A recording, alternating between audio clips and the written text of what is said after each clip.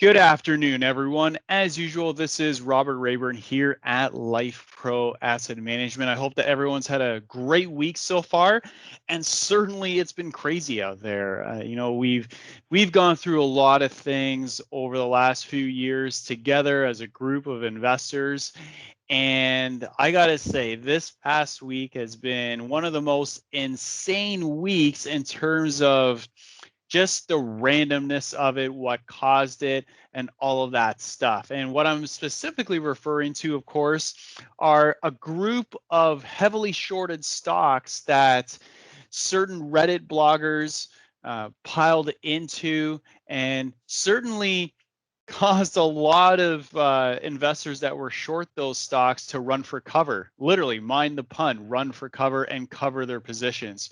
Now, the reason why we wanted to bring this up is because it certainly got a lot of press this week, and it actually did cause some volatility in the market. But for us as investors that are staying focused on high quality companies that are in a position of dominance, set to capture market share, disrupt the world in a positive way, and are leading innovation, this is noise. This doesn't matter. I mean, it's great to, talk about this stuff over a beer and laugh about it. And if you're one of the lucky ones to get in there for a short-term trade, absolutely, a congratulations is in store. But for investors, this is noise. It's just a sideshow. It's a circus, and we want to treat it as such. This is not something that enters into our daily routine. We certainly pay attention to the noise because we know others are paying attention to it. But it's so important that in weeks like this, we simply ignore the noise and pay attention to what works over the long term. And so really the big message for this week is the noise of the last week, which caused some volatility in the first few days of the week, especially yesterday, is providing a nice, healthy reset for this bull market. In other words, we don't necessarily need to have those deep drawdowns that we sometimes see on any given year. We're taking some of the froth here very quickly in order to, start the 2021 year in a sustainable way. We know that short term, we've talked about this in weeks prior, that the rally was a little bit short-term overbought. This takes some of the froth out, so we're actually happy that this happened. And then secondly, the reopen trade that we've talked about in the past, something that we're not chasing or not involved with, is starting to fade. What we're seeing is that those long-term secular growth leaders are starting to resume their leadership. And that's our bread and butter. That's where we really come to shine. And that's why we're really excited about what 2021 has to bring for our investors and clients. Real quick here, in terms of a performance update as of January 28th, it's certainly been a modest month. We're up about 2.44%, but slightly ahead of the S&P 500 there of 0.83%. And then going back over 1 year, up 93.75% versus 15.6% for the S&P 500. And then, of course, since inception, up 235.61% versus 69.17%, or outperformance of 166.44%. The message here is that through the noise, through the volatility, through the uncertainty, and through crazy events such as the last week or COVID-19, is that at the end of the day, stock picking matters, active investing matters, and staying focused and ignoring noise is what ultimately leads to results. And we're going to continue to stay focused on our strategy and not get distracted by a lot of these sideshows that we're seeing play out week to week. Now, in terms of the volatility that the short cover rally stocks caused in the market, this is healthy. We can see here over the last year, with that exception, of course, of that big COVID volatility blow off, we've had many bouts of very short-term blips in volatility. What this ultimately does is it takes the froth off the top, like we talked about at the very beginning.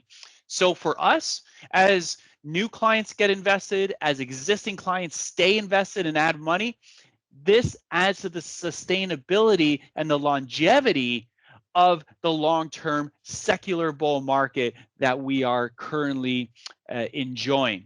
And that's the big reminder here, is to remember that we are in the middle of a 20-year secular bull market. It's one of the most anti-consensus views out there that you'll hear today, right? We're not in a cyclical bull market. We're not in a secular bear market. We are in a reflationary secular bull market that started in the early 2010s. First, we had 1982 to 2000. That was the defeat of inflation. Then we had a secular bear market. That went from 2000 all the way to around 2010. And that was caused by the disinflation cycle that the US was mired in. Now we are in the middle of defeating deflation and entering into a reflationary cycle. So very, very important here that even as we get pullbacks, ignore that noise, ignore the concerns over the short term, and stay focused on this 20-year cycle. If you can play through the 20-year cycle and we're correct about the 20-year cycle, that gives us an additional 10 years of runway and strong growth, and ultimately can change people's lives for the better if we remain disciplined, focused, and not getting sidetracked by short-term noise. Real quick, in the short term here, very, very short term, over last week, what we see here is the RSI levels for the S&P 500, which relative strength index is what RSI stands for, have reached some pretty oversold levels here. So what we see in the past is when we get these oversold RSIs over a 1 week period, is that tends to mark a very, very short-term bottom in the market. And I think if you've seen some of the action today in the stock market, more specifically the stocks that we've been invested in, it does seem to indicate some bottoming out process. Now, is tomorrow going to be up or down? Who knows? But this is suggestive. It's not a guarantee that we're kind of through this noise here. And thankfully, we saw a lot of those Reddit stocks kind of pretty much get pummeled today. And that's another real quick thing to remind people of as we go into this slide here, is that yes, those stocks were up 100% and 50% and 75%. And if you were the lucky day trader, you certainly were able to make some money. But you also potentially could have lost a lot of money. You know, people who entered into the stock yesterday and held on to today, they've lost over half their money. In some cases, 60 to 70% of their money. And so when clients ask us and advisors ask us, hey, why didn't you get into these stocks? Because they're not real companies. These are not secular growth leaders. These are stocks that happen to be heavily shorted, where people started to buy in and force short covering. That's just not our game. We're not going to get distracted through very, very short-term trades like that. We have to stay focused on high quality growth. And we can see that here. So far year to date, the red line here on the left chart shows the most shorted stocks. So the top 5% most shorted stocks on the Russell 2000 are up close to 50%, which is crazy, while the highest quality companies are actually kind of flat year to date. So it kind of shows you some of the short-term madness that took place over the last week. Now, how do we know these are bad companies? Well, let's look at the chart on the right.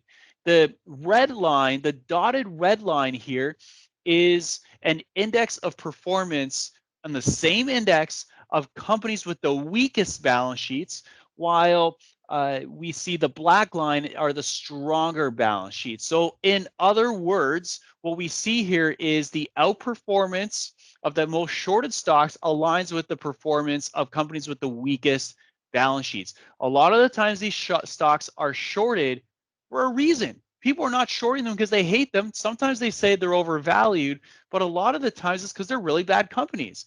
Now, that's not to say that they can't, some of these companies can't turn around and become great companies, and that does happen. But for us, our focus, our strength, our bread and butter is not turnaround stories. We focus on companies that are already good and they're getting better. They're entering into a period of dominance. And that's what we want to focused on for our clients and for our investors.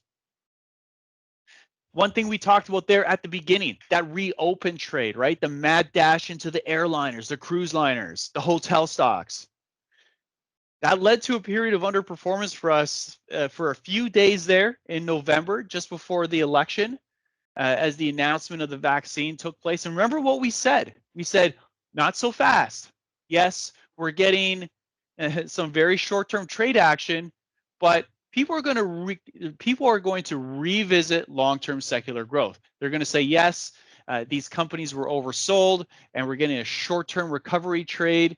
But are these companies really that great? And is everything really going to reopen overnight? And I think what you've seen in the price action here is, yep, the chart on the left here, big blip, and then it's kind of consolidated, and now we're fading back into irrelevance. And then what's happening is that secular growth is resuming its leadership. So the chart on the left shows the performance of basically your reopened stocks versus your secular growth leaders. And what you see now is that refading as secular growth resumes leadership. Again, that's good for us. Chart on the right kind of is a confirmation of that fading activity. What we see here ultimately is that those industrial metals, specifically copper, has started to fade as well. Now, copper specific, we think that copper actually might be entering a new cycle.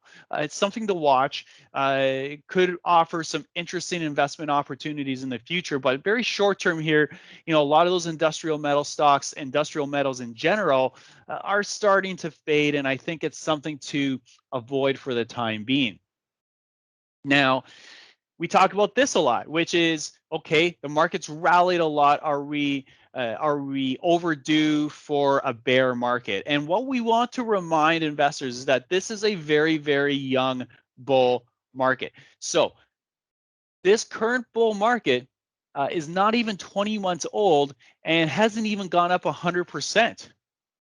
Now, that may sound crazy, 100%, but when we look at the historical lifespan and ultimate rallies of previous bull markets, they're far greater in both length and in size than this current bull market. So this really aligns with our thesis that this current recovery is aligning with the 2009 recovery, and it's part of a 20-year secular bull market.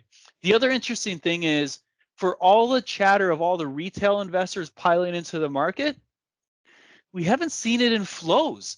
Cumulative flows into bonds versus stocks continues to go parabolic. So if you ask us, where is the bubble? We would argue it's in bonds, not stocks. So you can see here, the red line is the cumulative flow into bonds versus stocks. Think of over $16 trillion are piled into negative yielding bonds.